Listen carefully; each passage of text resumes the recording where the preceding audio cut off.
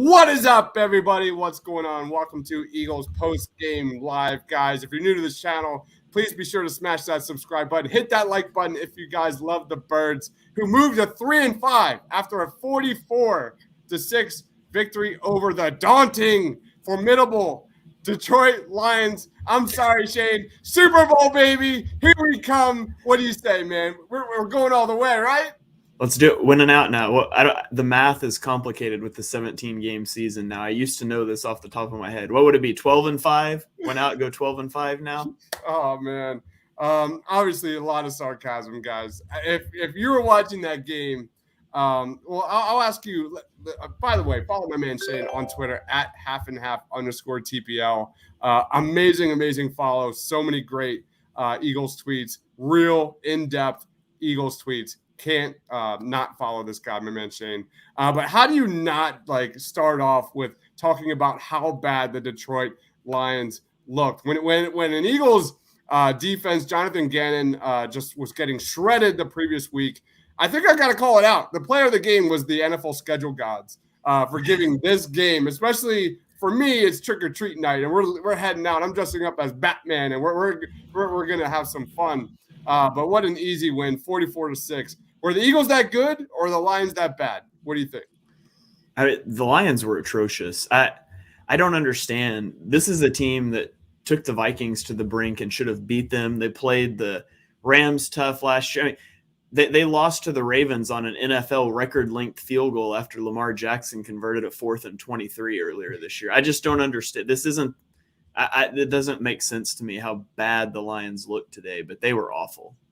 The good news is – I think it was Joe pointed out on Twitter. I said something about I'm looking forward to watching the Lions play during Thanksgiving dinner. And he said he plays Matt Nagy's Bears, and I didn't even realize that. I said I might actually just talk to my family and not watch football this Thanksgiving. I go straight to the first half when you talk about the Eagles' lack of offense, the Eagles' inability to stop anybody defensively. The Eagles were up 17-0 at the half.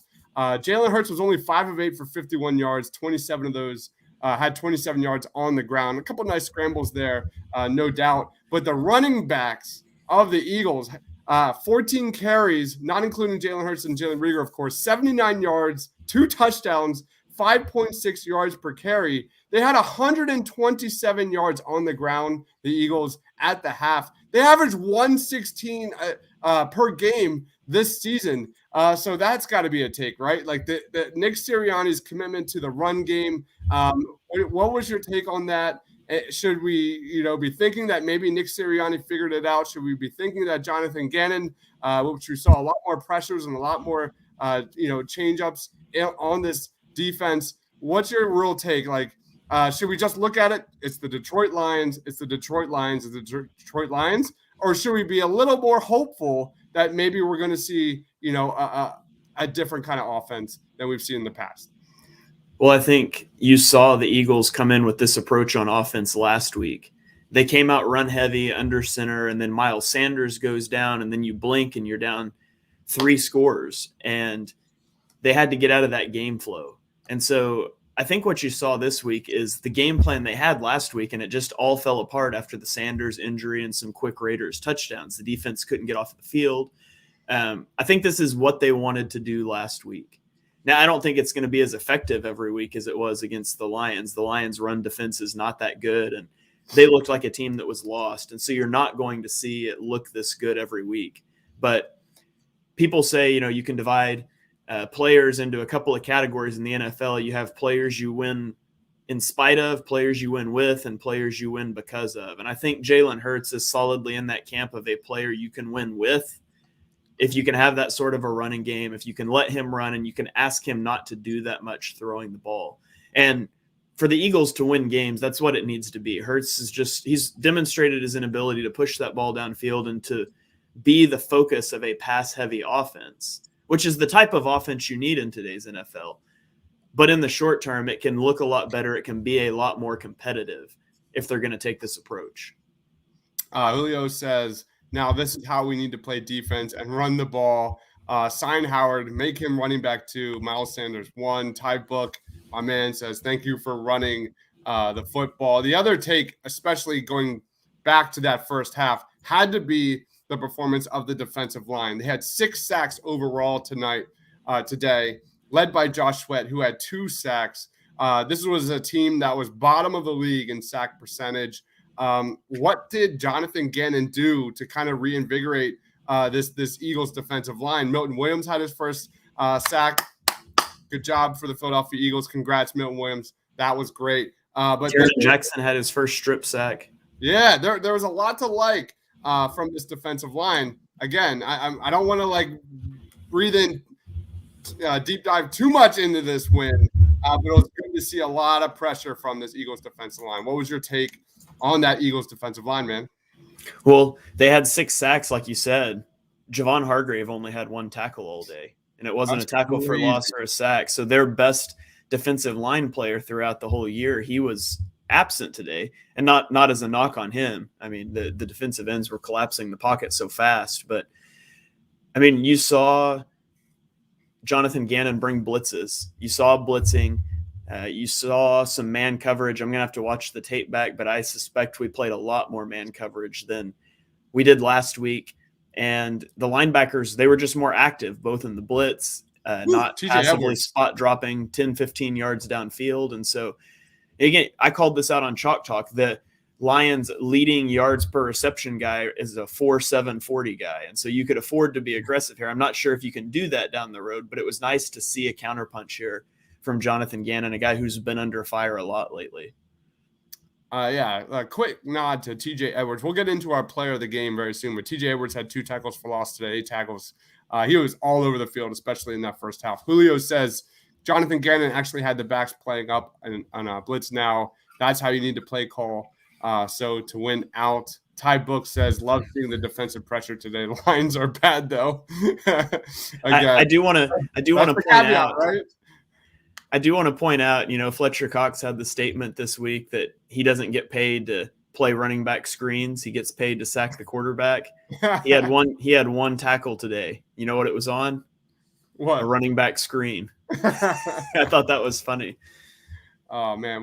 The Lions had 18 rushing yards there in the first half.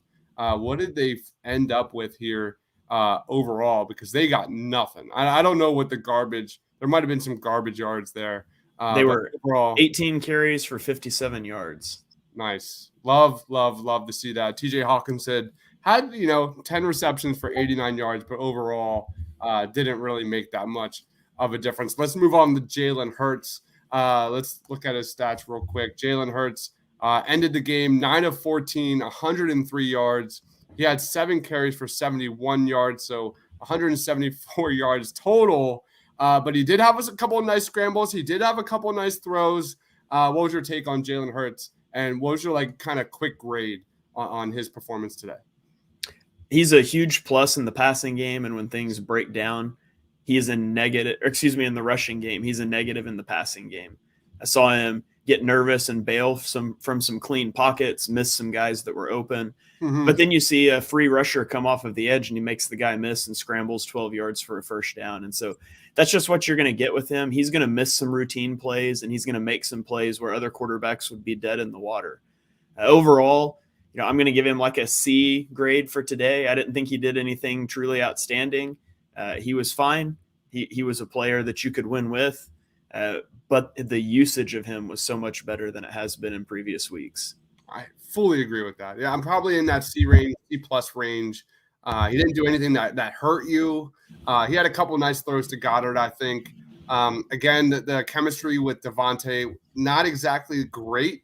Julio says Lions are bad, but they beat the Rams. They almost beat the Rams, the Ravens, and they did the best against great teams. Sounds a lot like the Eagles of years past, where the Eagles would play the best against the best teams and the worst against the worst teams. So interesting take. That I don't know, man.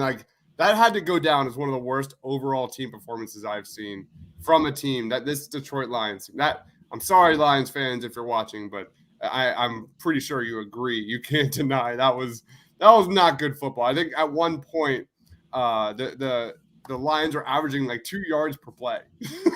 Yeah, it was something. And I was like in the back of my head, I was thinking like That's what like other fans of other teams must feel like when they're playing the Eagles. Like, so let's go into your player of the game, man. Who's your Eagles player of the game? I'm going to give it to Josh Sweat. Josh Sweat notched 2 first-half sacks. He almost had a third on a play. He kind of got held on a little bit. He collapsed the pocket. He made an impact all game, which is something you really want to see from the guy, especially since the Eagles already extended him. I thought it was a really good game from Josh Sweat. I'm going to give this I'm going to give a player of the game, and that is my man Boston Scott and Jordan Howard. They had 24 carries, 117 yards, and 4 touchdowns today. The Eagles running backs got it done. Again, the caveat that, Wentz just lost the game. Did the Colts just lose? I'm not sure what's going on.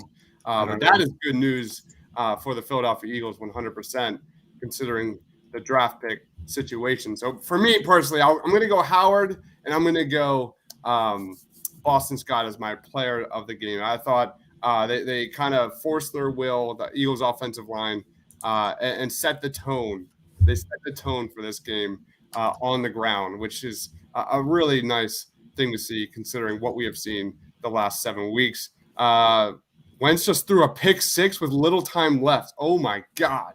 Okay. We gotta watch that. If you can find that tweet, Shane, we'll put that up because I can confirm he did it, but I don't. I'll look for a play of it here. Oh, snap!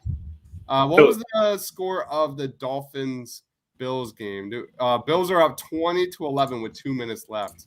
All right, so the Eagles win. It hurts their draft position for sure, moving 3 to 5. But the Dolphins, potentially losing here and moving to 1-7. That is definitely a storyline to watch. So the Colts losing and the Dolphins losing. Love to see that. Okay, I got the play here. Give me just a second. Share it? I'll throw it up. Yeah, I really want to see this. This is one of the worst interceptions I've ever seen. Really? Oh, I'm excited. Okay. Here we go.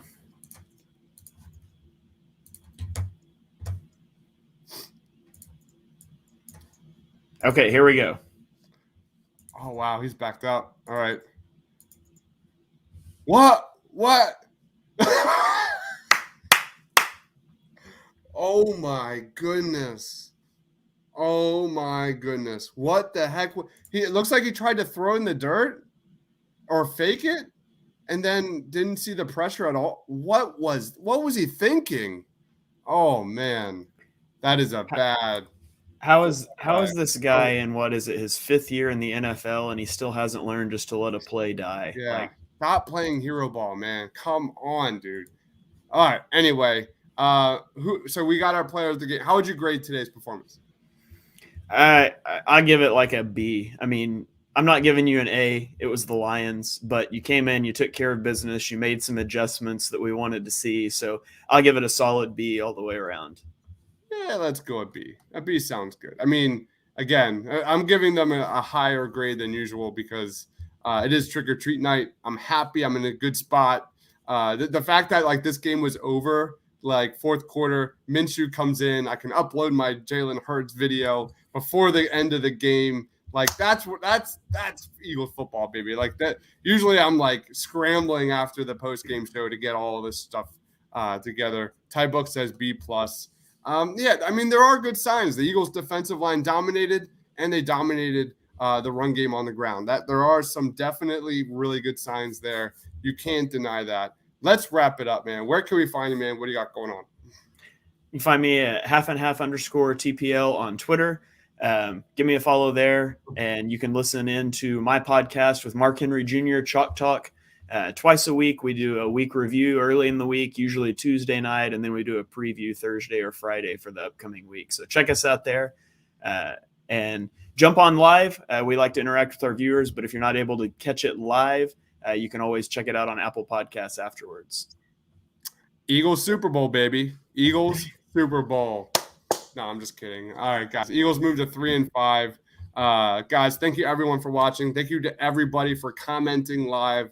Tons of fun. If you love the Eagles, please be sure to smash that like button and subscribe. Don't want to miss any of our Eagles content.